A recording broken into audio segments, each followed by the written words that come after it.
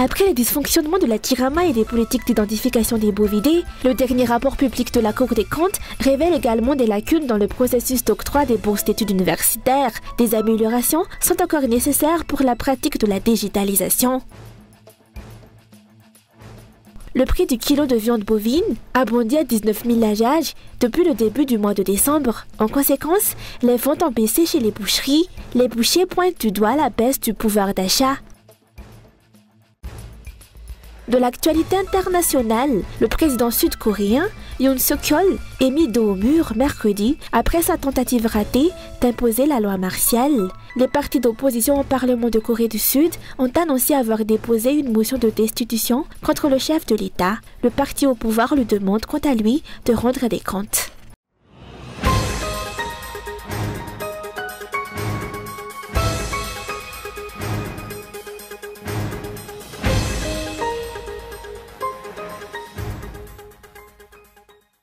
Le processus d'octroi des bourses d'études universitaires présente de nombreuses lacunes, selon le dernier rapport public de la Cour des comptes. Bien que les avantages de la digitalisation des finances publiques soient visibles, des améliorations sont encore nécessaires. Nous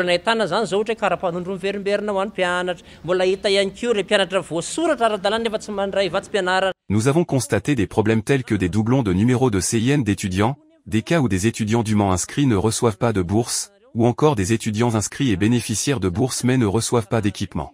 De plus, le nombre d'étudiants inscrits ne correspond pas au nombre de ceux qui perçoivent vraiment la bourse. Ces dysfonctionnements doivent être corrigés.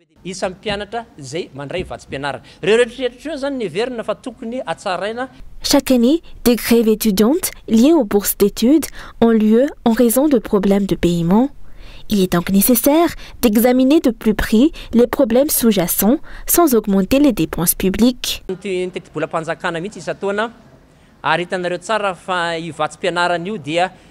Le versement des bourses d'études rencontre des problèmes chaque année, entraînant des manifestations et des dépenses supplémentaires pour l'État afin de gérer ces crises, ce qui pèse sur des ressources déjà limitées. Cependant, la digitalisation du processus de versement des bourses a permis d'apporter des améliorations aux finances publiques.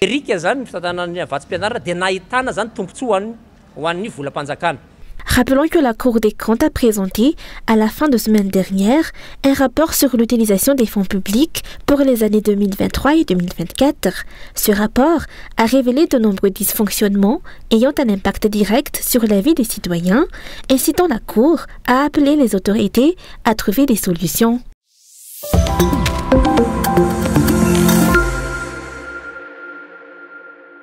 L'Observatoire Safid va observer 2455 bureaux de vote répartis dans 205 communes lors des élections municipales du 11 décembre prochain.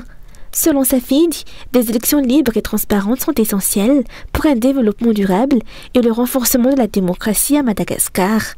L'organisation a officiellement présenté son plan d'observation électorale pour les élections municipales du 11 décembre prochain.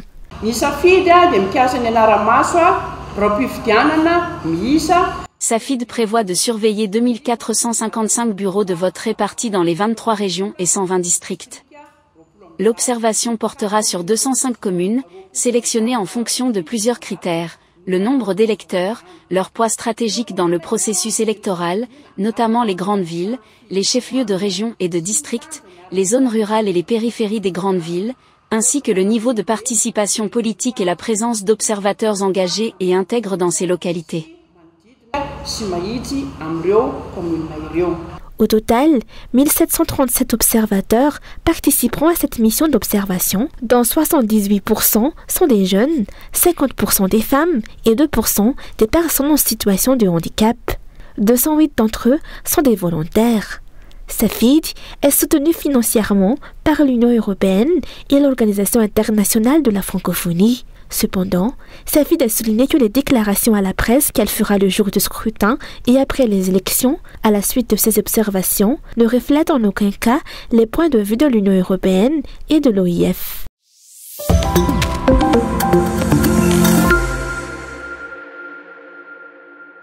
Le prix du kilo de viande bovine a considérablement augmenté depuis le début du mois de décembre, selon une enquête réalisée aujourd'hui. le prix a bondi de 18 000 ariages à 19 000 ariages par kilo. En conséquence, les ventes ont baissé chez les boucheries, passant de plus de 60 kilos vendus par jour. Elles arrivent à peine à vendre 50 kilos actuellement. Un boucher pointe du doigt la baisse du pouvoir d'achat. Il y a une augmentation de 1000 ariars par kilo. Le prix de la viande dépasse le pouvoir d'achat des citoyens. En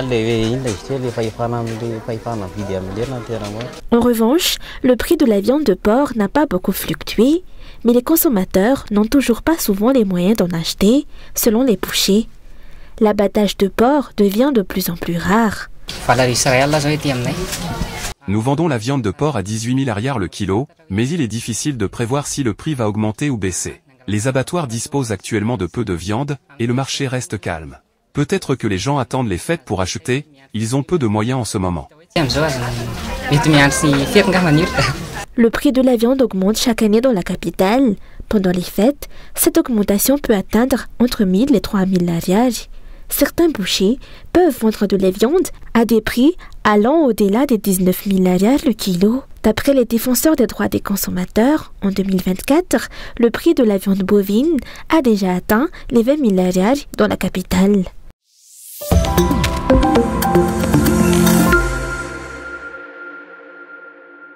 La douane malgache va procéder désormais au dédouanement électronique. Cette nouvelle procédure, basée sur l'intelligence artificielle, vise à lutter contre la fraude dans les déclarations douanières. Ce projet, fruit d'une collaboration entre les douanes malgaches et coréennes, a nécessité un investissement d'environ 6 millions de dollars pour la mise en place du système ERA, du Data Warehouse et de la gestion des ressources humaines. Ces outils et systèmes sont destinés à moderniser les opérations douanières malgaches. Cette technologie permet de traiter un volume de données bien plus important que les méthodes manuelles, et offre ainsi une détection plus efficace des fausses déclarations. Elle facilite le tri des dossiers en identifiant ceux qui présentent un fort score de risque, ce qui contribue à une gestion plus ciblée et efficiente. Elle participe à l'augmentation des recettes publiques.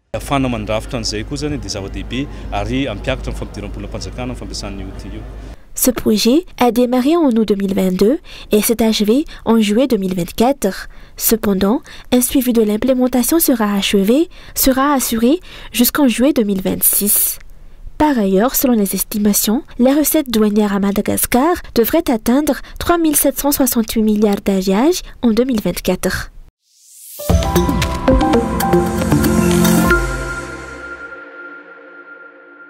À 99 km d'Atananagiv et à 45 km d'Arivunmam, la commune de Savmbaza, l'une des 14 communes du district de Miarnariv, est victime de la dégradation avancée de la route. Selon les habitants, la route n'a pas été réhabilitée depuis la transition. Cette dégradation de la route a un impact sur les prix et le transport des produits agricoles. Face à cette situation, Augustin Rakutmaïev, alias Dadanev, le candidat maire numéro 2 pour la commune de Savmbaza, proposé par le parti Malagas Miaramiang, a pour priorité le soutien aux agriculteurs, l'éducation des enfants, la santé et la transparence pour un développement effectif. Avant tout, une commune bien gérée passe par une gestion financière transparente. Afficher les recettes et les dépenses de la commune de manière visible devant le bureau sera une priorité. Ensuite, une commune forte est dotée de bonnes infrastructures. Je m'engage à mettre en place plusieurs infrastructures scolaires et sanitaires, ainsi que des barrages et des routes qui sont liés au développement économique. Non loin de la commune de Savmbaza, à seulement 8 km, se trouve la commune rurale de Zumabealk, également située dans le district de Miarnariv. 90% de la population de cette commune vivent de l'agriculture, notamment de la riziculture, de la culture d'ananas et de bananes. Candidat du parti Malagas Miaramiang à Zumabealk, Chandenirat Twecharlal, tête de liste, s'est engagé à poursuivre les efforts initiés par l'ancien maire, également issu du MMM. Il promet notamment de mettre l'accent sur la construction de barrages d'eau et sur l'amélioration de l'accès des agriculteurs aux semences. Dans ma vision, plusieurs projets seront menés en collaboration avec Planète Urgence et l'ONG SA pour améliorer l'agriculture ainsi que l'accès aux semences et aux engrais. La réhabilitation des routes sera également une priorité et je travaillerai avec nos partenaires pour trouver des solutions pour leur réalisation. Une fois élu, je mettrai en place des cantonniers pour assurer l'entretien de ces routes. Adjoint Narville, président national du parti MMM, a assisté hier aux campagnes électorales des candidats à la mairie du parti, Assoaf Mbaza et Zouma Béalk. Le leitmotiv du parti Malagasy Marimeng n'a pas dévié. Il soutient les candidats qui ont une vision et sont capables d'apporter le développement à la base.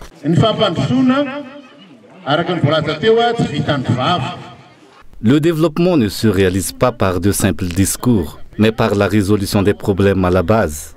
Madagascar et Zouma Béalk se développeront lorsque chaque citoyen pourra surmonter les difficultés auxquelles il est confronté actuellement. La première indication du développement se trouve dans la marmite des citoyens.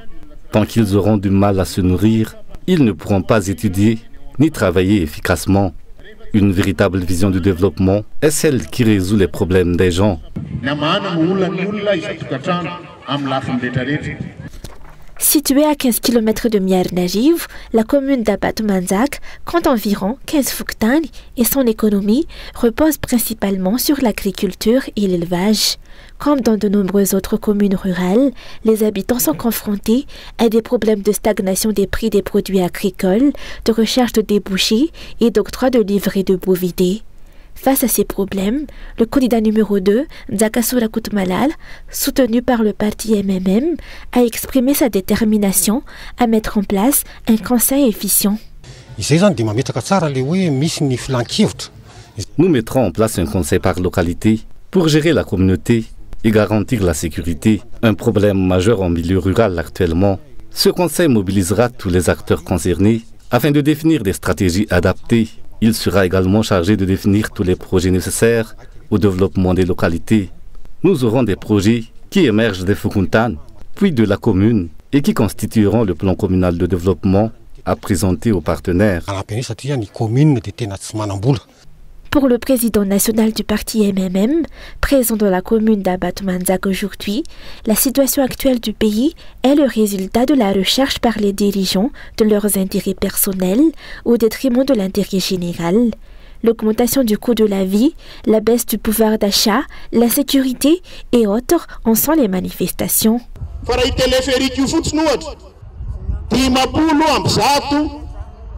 Ce téléphérique a coûté 150 millions d'euros et cette somme doit être remboursée sur 20 ans. Avec les intérêts, le montant total atteint près de 200 millions d'euros. En 20 ans, cette somme pourrait financer la scolarisation gratuite de tous les enfants malgaches. Alors, que voulez-vous? Une éducation gratuite ou un téléphérique? C'est le changement que nous souhaitions. Chacun peut rêver de projets prestigieux, mais pour l'heure, la priorité doit être de résoudre les problèmes quotidiens des citoyens. Les visions et projets des candidats du parti MMM visant à développer les communes du district de Miarnajiv et de nombreuses autres communes à travers l'île sont réalisables et peuvent avoir un impact direct sur la population.